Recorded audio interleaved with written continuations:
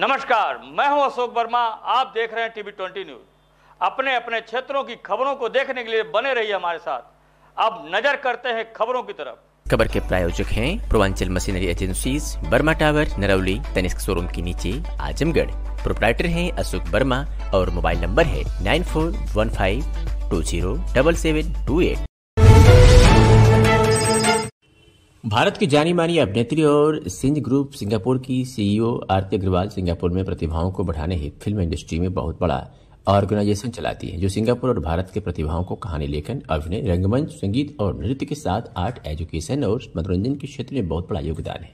Helmet सम्मान से सम्मानित निर्देशक और अभिनेत्री सिंगापुर की आरती अग्रवाल एवं Singapore Indian fine art society द्वारा 20 जनवरी 2024 को होने वाले इंटरनेशनल फेस्टिवल में आजमगढ़ के निवासी अरविंद चित्तूरांश को एमिनेंट कल्चरल और सोशल एक्टिविटीज ऑफ इंडिया के विशिष्ट सम्मान से सम्मानित करने के लिए सिंगापुर में अतिथि के रूप में आमंत्रित किया गया है। यह भारत के लिए गौरव की बात है कि लखनऊ निवासी सिंज ग्रुप सिंगापुर के सीईओ और पॉपुलर अभिनेत्री आरती अग्रवाल ने अपना मुकाम सिंगापुर फिल्म इंडस्ट्री में भारत और सिंगापुर के कलाकारों के प्रतिभाओं को उभारने वाली अपना बहुत जबरदस्त और मजबूत पहचान बनाई हुई है। Hello, this is Aarti Agarwal from Shines Productions, Shines School of Creativity, Singapore. We are running our show Talent Hunt Singapore, and we are running at season 4. The show is all about promoting an artist globally. The best artists are like best art, best creativity, best dancer, best singer, best actor, best choreographer, and many more. And best story writer as well. Well, we had invited under VIP to Mr. Arvind, who is a cultural and social activist of India. We wanted him to come over, but somehow he is busy and is not able to come. But we'll look forward to meet him up for the next invitations. So on 20th of January, Saturday evening, keep us watching on Facebook and all over the social media. We're coming up with our show with a multi-talented artist all over globally. Thank you and take care. Have a nice day. Bye-bye. Azamgarh के district bar association के लिए पदाधिकारी का चुनाव 27 जनवरी को होना है। इससे पूर्व 16 जनवरी को तमाम पदों के लिए नामांकन किया गया। प्रत्याशियों ने अपना प्रचार प्रसार भी शुरू कर दिया है। 16 जनवरी को नामांकन हुआ था और 18 जनवरी को नामांकन पत्रों की जांच हुई। 19 को नाम वापसी होगी। इसके बाद फाइनल हो जाएगा कि कौन कौन मैदान में है। फिलहाल अध्यक्ष पद के लिए 4 प्रत्याशी दौड़ में हैं। इसमें एक वरिष्ठ प्रत्याशी अधिवक्ता प्रत्याशी वीरेंद्र मिश्रा है। वीरेंद्र मिश्रा ने अपने चुनाव एजेंडे को लेकर चर्चा की। उन्होंने कहा कि वह हमेशा से अधिवक्ता हितों की लड़ाई लड़ते हैं। इसके अलावा वह मंत्री और कोषाध्यक्ष भी रह चुके हैं और रिकॉर्ड तोड़ मतों से जीते थे। इस बार वह अध्यक्ष पद के प्रत्याशी हैं। इसमें भी उनकी जीत उनके पिछले कार्यों को देखते हुए सुनिश्चित है। वीरेंद्र मिश्रा ने कहा कि संघ में होने वाली लूट खसोट को रोकने का वह काम करेंगे। इसके अलावा तमाम अधिवक्ताओं की समस्या है जिसको लेकर वह हमेशा संघर्षशील रहे हैं और आगे भी रहेंगे। वहीं मंत्री पद के प्रत्याशी दीपक कुमार श्रीवास्तव ने कहा कि वर्तमान में जो बार बेंच के बीच समस्याएं हैं उसमें व्यवहारिक तौर पर कमी ले आने का वह प्रयास करेंगे। सुनते हैं दोनों प्रत्याशियों ने क्या कहा। अपना परिचय दे दें। जी, मेरा नाम दीपक कुमार श्रीवास्तव। मैं डिस्ट्रिक्ट बार एसोसिएशन में मंत्री पद का प्रत्याशी हूँ और सन 2023-24 में चुनाव लड़ रहा हूँ। मेरी भावनाएं हैं कि जो भी अधिवक्ता हित है, बार और बेंच की जो मजबूत समस्याएं जो है 10-11 साल से बन गई हैं, उसमें कितना जो है व्यवहारिकता के रूप में कमी ले आई जा सके, उस कार्य को करना है। अधिवक्ताओं की सहयोग की अपेक्षा है। उनके सहयोग मिलने के बाद मेरे पास जो 2-3 समस्याएं हैं, जूनियरों के लिए माननीय अधिकारियों द्वारा जो भ्रष्टाचार सफेद उसमें किया जा रहा है, उसको खत्म करने के लिए और अधिवक्ताओं को पढ़ने के लिए, समस्याओं से जूझने के लिए अगर कभी भी कोई आवश्यकता पड़ेगी, पढ़ाई मस्ट है। अधिवक्ता पढ़ेगा तो आगे बढ़ेगा। उस समस्याओं के लिए लेकर कभी भी संघर्ष करने की आवश्यकता होगी तो संघर्ष किया जाएगा। वो संघर्ष कितना हो बड़ा हो, उससे पीछे हटने का काम नहीं होगा। मैं इसीलिए अपने सभी अधिवक्ता भाइयों से निवेदन करूंगा कि मंत्री पद पर एक बार मुझे अवसर दें, ताकि मैं समस्याओं का निदान करते हुए एक नया रास्ता बना सकूं, जिससे बार और बेंच की नया रास्ता बनने में सुगमता आवे। सर, कलेक्टेड बार का चुनाव चल रहा है जी। तो किस तरह से आप लोग मजबूरी से चुनाव लड़ रहे हैं, क्या कर रहे हैं? ऐसा है, मैं डिस्ट्रिक्ट बार का कोषाध्यक्ष और मंत्री रह चुका हूँ, अब अध्यक्ष लड़ रहा हूँ। मेरा मतलब लड़ने का यही है कि जो अधिवक्ताओं की समस्याएं हैं उसके लेकर प्रशासन से लड़ूँ, अधिवक्ताओं के हित में काम करूँ, और जो संघ में भ्रष्टाचार है, लूट खसोट है, उसको बंद करूँ। यही मेरा उद्देश्य है। किस तरह से कितनी सफलता मिल रही है आपको? क्या हमको सफलता 100% मिल रही है।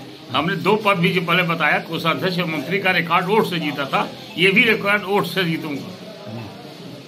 कितना तैयारी आपने की है इसकी? हमने जो है कम से कम तैयारी जो है साल भर से है, सबसे मिलना जुलना, संपर्क कर अपनी बात कहना, और सब लोग जानते हैं इस बार के, इस बार का उदाहरण, बार का लाभ कोई अगर कर सकता है तो वीरेंद्र मिश्रा ही कर सकते हैं। इसलिए अधिवक्ता स्वयं उत्साहित होकर के मेरा समर्थन कर रहे हैं। तो किस तरह कितना समर्थन मिल रहा है आपको इसमें? ऐसा है, हमें जो है समर्थन कुछ 405 वोटर हैं रजिस्टर्ड, उनमें ज्यादा से ज्यादा वोट मैं पा रहा हूँ। लोग खुदे कह रहे हैं कि आप आपके साथ है, क्योंकि हमारे टक्कर का यहाँ कोई प्रत्याशी नहीं है, किसी की क्षमता बोलने की नहीं है, प्रशासन से लड़ने की नहीं है। मैं छात्र नेतागिरी से आया हूँ, 50 साल तूफान अखबार निकाला हूँ, पूरे हिंदुस्तान का दौरा किया हूँ, और 78 वर्ष की उम्र में 10 साल जेल छात्र आंदोलन को लेकर किया हूँ। मैं एक संघर्षशील और लड़ाकू व्यक्ति हूँ। अगर जीतेंगे तो किस तरह से विकास करेंगे? विकास का पहला ये है कि जो है निर्माण कार्य हो रहा है, बाहर से मित्रों से मांग के पैसा उसका विकास कराऊंगा, और न तो भ्रष्टाचार करूंगा न करने दूंगा, जैसे पिछले 2 रिजिमों में था। सबसे बड़ी ये है कि जो जमीन खाली दुकान बना देते हैं लोग, पैसा अध्यक्ष पद पे खाते हैं, वो नहीं होने दूंगा। भ्रष्टाचार मुक्त करेंगे? हम भ्रष्टाचार मुक्त करूंगा। आज 2 रिजिम में करके दिखाया हूँ। हमने 2 साल बार को बने हुआ हो गया। मैं पहला व्यक्ति हूँ कि 5 लाख रुपया कुर्सियां दिया हूँ। जब 2016 में मंत्री था तो बार के 405 सदस्यों को सबको ब्रांडेड पैंट और शर्ट का कपड़ा दिया था। 400 कुर्सियां दिया हूँ। आज तक मेरे अलावा कोई बार को पैसा दिया नहीं है। मैं बार का पहला और अंतिम शायद व्यक्ति हूँ जो बार को कुछ दिया हूँ। क्या अपने अधिवक्ताओं से क्या कहना चाहेंगे? अपने अधिवक्ताओं से कहना चाहूंगा कि मेरे खिलाफ और भी लड़ रहे हैं, उनकी तुलना मेरी पर्सनालिटी की तुलना कीजिए। मैं लाख बेटर उनसे हूं, आप मुझे समर्थन दीजिए। मैं आपकी हर बातों के लिए प्रशासन सरकार से लड़ता रहूंगा। आजमगढ़ के खेल महोत्सव के प्रथम चरण में तहसील स्तरीय प्रतियोगिता का गुरुवार को मॉडर्न एरा जैनपुर में वॉलीबॉल खिलाड़ियों का परिचय प्राप्त कर उप जिलाधिकारी सगड़ी अतुल कुमार गुप्ता ने उद्घाटन किया। तहसील स्तरीय वॉलीबॉल प्रतियोगिता में जिसमें modern era higher secondary school Jainpur, BST international school Raunapar, Smith inter college Aspatgarh जैसे पब्लिक स्कूल अंजान शहीद जनता inter college, Maulana Azad inter college अंजान शहीद, आलिया पब्लिक स्कूल बेरियागंज ने हिस्सा लिया। कार्यक्रम की शुरुआत में एसडीएम सगड़ी डॉक्टर अतुल गुप्ता ने खिलाड़ियों से परिचय प्राप्त कर हौसला अफजाई किया। प्रतियोगिता 3 राउंड में हुई, जिसमें मौलाना आजाद इंटर कॉलेज की टीम विजेता रही। वहीं बीएसटी इंटरनेशनल स्कूल रौनापार द्वितीय स्थान पर रही। इस दौरान एसडीएम सगड़ी अतुल गुप्ता ने कहा कि सरकार की मंशा के अनुरूप खेल प्रतियोगिता का आयोजन किया गया है, जिसमें प्रतिभागी इस कार्यक्रम में हिस्सा लेकर अपनी प्रतिभा का प्रदर्शन बेहतर तरीके से कर सकते हैं। इसके अलावा उन्हें आगे बढ़ने का भी अवसर मिलेगा। नोडल अधिकारी ब्रजेश सिंह ने बताया कि यह तहसील स्तरीय प्रतियोगिता कार्यक्रम 18 जनवरी से 21 जनवरी तक चलेगा। इस दौरान मौके पर प्रिंसिपल पल्लवी राय, खेल व्यवस्थापक अजीत बदेसिया, प्रबंधक मुकुल राय, जैनपुर नगर पंचायत अध्यक्ष पुरुषोत्तम यादव, राहुल कुमार, वेद प्रकाश जायसवाल, पीयूष राय आदि लोग मौजूद रहे। मैम, आपका परिचय? Myself Pallavi Rai, from principal of modern era higher secondary school. Ma'am, किस तरह का फिर खेल प्रतियोगिता आयोजन किया गया था? ये आजमगढ़ खेल महोत्सव में शामिल एक वॉलीबॉल कंपटीशन है, जिसमें विभिन्न तहसील स्तर पर आयोजित कार्यक्रम में विभिन्न स्कूलों के प्रतिभागियों ने प्रतिभाग किया है। और इसमें 3 राउंड हुए हैं, क्वार्टर, सेमीफाइनल एंड फाइनल, जिसमें हमारी मौलाना आजाद टीम विजयी हुई है। और मैम, सेकेंड पे कौन रहा? सेकेंड पे बीएसडी इंटरनेशनल स्कूल रौनापार, ये टीम सेकंड स्थान पर इसने प्राप्त किया है। मैम, जो विजेता टीम है उनको क्या संदेश देना चाहेंगे आप? उस विजेता टीम को हम ये संदेश देना चाहेंगे कि वे अपने लक्ष्य को और आगे जीत के द्वारा प्राप्त करें और आगे बढ़ते रहें, कभी भी वे रुकने का प्रयास न करें। यह है कि हम सभी के जीवन काल में भव्य श्री राम जी की मूर्ति अपने मंदिर में पुनः स्थापित होने का जारी है। गत लगभग 500 वर्षों के लंबे समय संघर्ष के बाद सनातन जनमानस के प्रयाग से बनी मजबूत राष्ट्रीय विचारों की सरकार के सकारात्मक सोच व सर्वोच्च न्यायालय के निर्णय के बाद हम भी अयोध्या जी में मंदिर देख रहे हैं। 22 जनवरी हम सभी के लिए गौरव का दिन होगा। बधाई हो। 6 दिसंबर 1992 को अयोध्या में बाबरी ढांचा उत्साही कार सेवकों द्वारा गिरा दिया गया था। 7 नवंबर 1992 को शाम 5:15 बजे अयोध्या की पुलिस चौकी में एफआईआर दर्ज की गई, जिसकी तफ्तीश के बाद 13 दिसंबर 1992 और 27 अगस्त 1993 को चार्जशीट दाखिल की गई, जिसके अनुसार चंपत राय सहित बाला साहेब ठाकरे, लालकृष्ण आडवाणी, कल्याण सिंह, अशोक सिंघल, ब्रिजभूषण शरण सिंह, साध्वी रीतंभरा, सुश्री उमा भारती, साक्षी महाराज, मुरली मनोहर जोशी, आचार्य गिरिराज किशोर, विष्णुहरि डालमिया, लल्लू सिंह, रविंद्रनाथ श्रीवास्तव, देवेंद्र बहादुर, राजमाता सिंधिया, महंत अवैधनाथ समेत 143 कारसेवकों पर सीबीआई कारसेवकों पर विशेष अदालत में मुकदमा चला। राष्ट्रीय स्वयंसेवक संघ के अधिवक्ताओं का पैनल, जिसमें श्री लाल बहादुर सिंह, सुरेश चंद्र भार्गव, मणिराज सिंह राठौर, ब्रिज बहादुर सक्सेना अधिवक्ता के रूप में 28 वर्षों तक वकालत करते रहे। बाला साहब ठाकरे एवं शिवसेना के लोगों के वकील गोपाल राजन मिश्र व लालकृष्ण आडवाणी के वकील के शोध ने पैरवी की। 28 वर्षों तक चले मुकदमे में 30 सितंबर 2020 को फैसला आया। इसमें आजमगढ़ से वरिष्ठ अधिवक्ता लाल बहादुर सिंह ने राष्ट्रीय स्वयंसेवक संघ विश्व हिंदू परिषद के लोगों की पैरवी की। सीबीआई द्वारा बाबरी ढांचा गिराने की भी जांच की गई। जनमानस को भड़काने, कारसेवकों की सामग्री उपलब्ध कराने का आरोप लगाया गया। श्री कल्याण सिंह के ऊपर मुख्यमंत्री रहते हुए अपनी जिम्मेदारी निर्वाह न करना तथा योजना में शामिल होते का आरोप लगाया गया। सुश्री उमा भारती ने जनमानस में बाबरी ढांचा को जो कलंक की निशानी है हटाने का आह्वान करता रहा। एक धक्का और दो बबरी ढांचा तोड़ दे के नारे के साथ कारसेवक अशोक सिंघल के नेतृत्व में ढांचे को गिराया। आजमगढ़ बाबरी ढांचा का संबंध सीबीआई द्वारा दाखिल चार्जशीट में आजमगढ़ के ओम प्रकाश का नाम था, जिसकी गिरफ्तारी नहीं किया जा सका और उनकी कोई भी पेशी नहीं हुई। ओम प्रकाश को अज्ञात मानकर आरोप पत्र में उनका नाम भी आया। वरिष्ठ अधिवक्ता लाल बहादुर सिंह ने आजमगढ़ से लखनऊ जाकर मुकदमे में विधिक पैरवी की, जो अब इस दुनिया में नहीं है। उनके पुत्र जितेंद्र सिंह, हरेंद्र सिंह आजमगढ़ से लखनऊ विहिप कार्यालय रामभवन में एक दिन पूर्व जाकर रात्रि 7 से 9:30 बजे तक सभी पैनल वकील के साथ तैयारी करते थे। पूरे मुकदमे के पैरोकार एवं अभियुक्त श्री चंपत राय भगवान श्रीराम के कानूनी संरक्षक त्रिलोकी पांडे फैजाबाद से आए। मणिराज सिंह राठौर, सुरेश चंद्र भार्गव, के सूद एवं शैलेंद्र जी का प्रयास सार्थक रहा। मुकदमे में उच्च न्यायालय हस्तक्षेप में रायबरेली दीवानी कचहरी में अतिरिक्त न्यायालय सीबीआई में मुकदमा चला। उसी दौरान मुकदमे के चार्जशीटेड राजमाता सिंधिया, अशोक सिंघल, विष्णुहरि डालमिया, श्री प्रकाश शर्मा, प्रेम परमहंस रामचंद्र दास का निधन हो गया। आज जब श्री राम जन्मभूमि पर भव्य राम मंदिर बन रहा है और रामलला की मूर्ति की प्राण प्रतिष्ठा हो रही है, 143 अभियुक्तों में बचे लोगों को मंदिर निर्माण और प्राण प्रतिष्ठा का आनंद उड़ने का अवसर प्राप्त हो रहा है। अधिवक्ता से रमेश कुमार सिंह, गिरीश कुमार, विमल श्रीवास्तव, शशि प्रकाश सिंह अभी कार्यरत हैं। शेष सभी अधिवक्ता अब नहीं है।